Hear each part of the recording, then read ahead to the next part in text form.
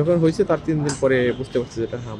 জ্বর অসুস্থ ছিল, দেখতেছে হালকা গায়ে লাল লাল গোটার মতো হয়েছে, তখন মেডিকেলে নিয়ে আসার পরে বলতেছে এটা হাম হয়েছে। পরবর্তী টাইমে ওনারা ট্রিটমেন্ট করছে, তো মোটামুটি 12-13 দিনের মতো হয়ে গেছে। এখন মোটামুটি সুস্থ, আরও মোটামুটি অসুস্থ আছে কিন্তু মোটামুটি সুস্থ আছে এখন। এখন রিলিজ দিয়ে দিছে, এখন বাসায় নিয়ে রেস্ট করলে হয়তো বা ঠিক হয়ে যাবে বলছে। এটা ডাক্তার দেখছে, পর্যায়ক্রমে যখন যে ট্রিটমেন্টের দরকার হয়েছে সেটাই করছে, কন্টিনিউয়াস স্যালাইন পুশ করে রাখছে। প্রথমে যখন দেখতে পাচ্ছি যে শরীরে লাল লাল ঘামাচির মতো গোটা হয়েছে, তখন অনুভব করছি যে হইতে পারে।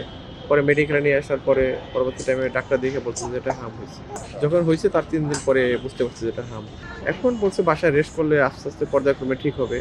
আবার শ্বাসকষ্ট আছে, সেই ক্ষেত্রে গ্যাস দিতে হবে প্রতিদিনই 3 থেকে 4 বার, যেটা বলছে পর্যায়ক্রমে ঠিক হয়ে যাবে।